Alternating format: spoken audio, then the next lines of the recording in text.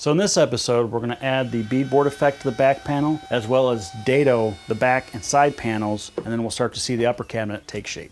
Let's get started. In the drawing, you may have noticed that the back panel of that cabinet looks like beadboard. Well, all I've got is just standard 3/4 inch birch plywood. So I purchased a beadboard bit, and I'll use that to actually make some faux beads in the panel itself. It's very simple to do with the Festool System. I'm just using the OF1010 router. I've got my 2 rails that are already connected, and then with the router I've got a guide stop that will actually ride along the guide rail and connect to the router to give me a perfectly straight pattern that I want to achieve. So as far as the layout of the beads, I did it every 6 inches. You could do whatever you want. It's totally up to you. So to simplify the process, I'm just going to clamp the guide rail so it's exactly 1 inch away from the center line of my bead. Then all I have to do is just line up the center line of my router to that, lock those down. Now for each one that I move it over, it's going to be exactly the same. Anytime I'm doing any routing with a profile bit, I'll always do a sample piece, just so I can practice on a scrap piece before I actually dial it in on my finished piece. Once I've got it dialed in, I've got my depth set, I can make my first pass.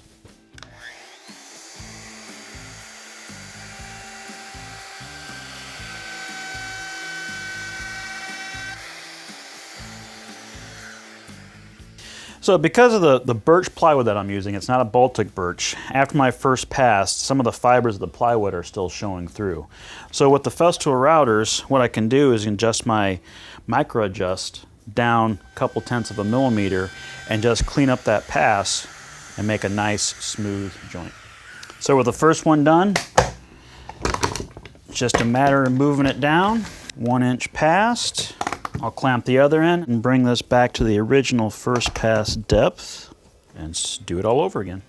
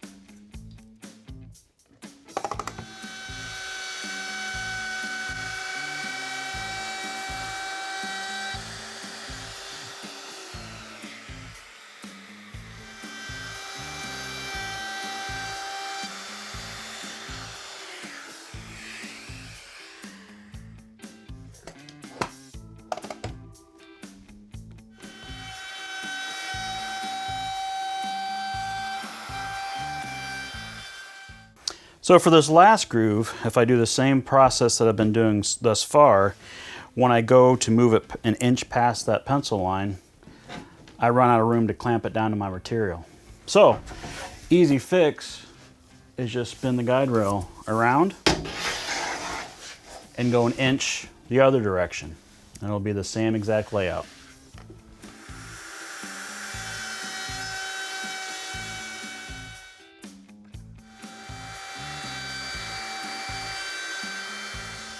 So once I've got all these grooves routed in here, you can see there's some rough spots that are still left behind. That's more due to the quality of the plywood. To be honest with you, I couldn't get Baltic birch plywood during this time, so I just got with the cabinet grade plywood. And so I can just go back with one of our hand sanding blocks with a slight bevel on it and just clear up any of those rough spots that I might see. And once that's done, we can move on to the next step. I want to go ahead and also put a dado in the back panel for that upper shelf. I've already gone ahead and set up the 1400 router with the guide stop. If you want to see more about doing that, we've got plenty of videos to show you. Once I've got the guide stop set up and the placement of the router set up, next thing I do is set my depth. I get a lot of questions about how to set the depth on the 1400 or any of our routers really, but I'm going to show you on the 1400. It's very simple. First thing I want to do is just bottom it out. Once it's bottomed out, lock it into place.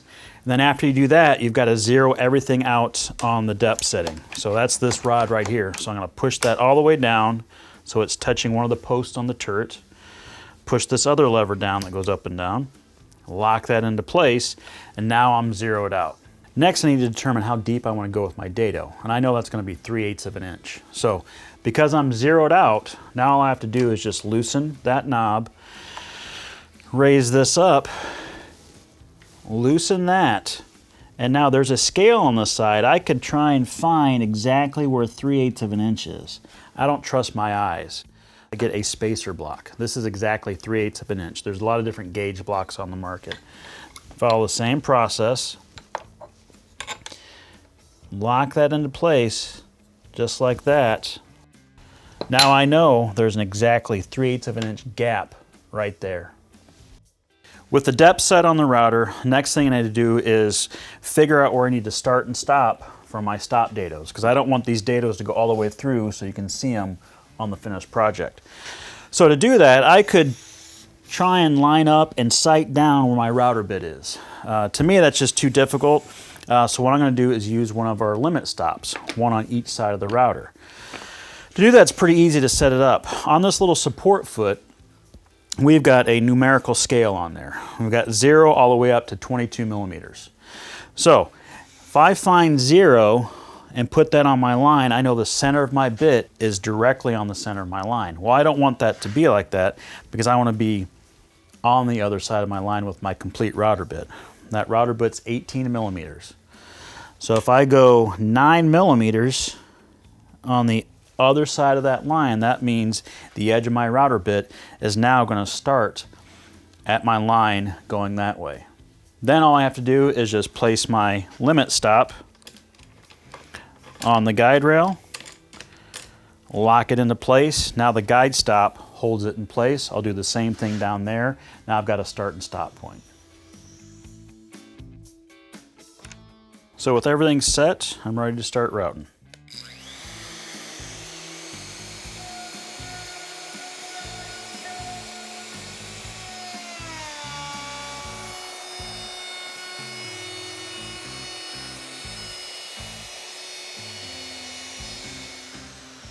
So now with the dado in place, I can just use a scrap piece of wood for a test fit. This is the same material I'm going to be using for the shelf. Fits nice and snug, not too loose. If it was too tight, I could utilize this green dial right here, which is the micro adjust, to move the router in and out. Each one of those marks is 1/10 of a millimeter. So that could give me just a little bit more so that piece would slide in there even easier. Last two things I need to do is grab a piece of sandpaper and take care of these fibers that are left behind, then also get a nice sharp chisel and square off these rounded edges.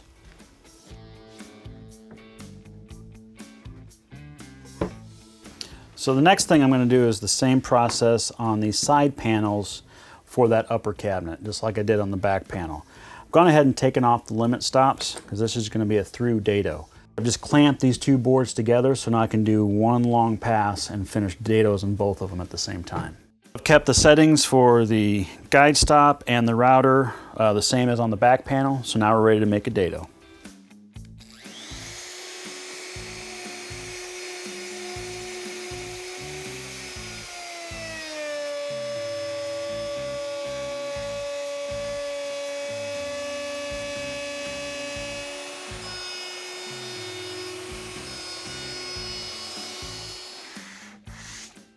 So now that we've got the side panels and the back panel of that upper cabinet all dadoed, I'm going to start working on the drawers. For my drawers, I use 3/4 inch stock for the sides and the front and back, and then the bottom is going to be actually a 1/2 inch material. I want these drawers to be nice and durable. There's a couple different ways you can do the dado for the 1/2 inch stock on the bottom. You could use our 1010, 1400, or 2200 router handheld with an edge guide and do that just as easy. I've got a CMS here, so I'm going to go ahead and use the CMS. Because I have such a small shop, what I tend to do is I build rolling carts for a lot of my tools. I've got the rolling MFT stand. I built a rolling cart for the CMS. So when the CMS sits on top of it, it's the same height as the MFT, my MFT rolling stand, and also my countertops. If you want to learn more about calibrating and setting up the CMS, check out some more of those videos on our YouTube channel. So once everything's adjusted correctly, I got everything locked down, I go ahead and turn it on and run all my dados.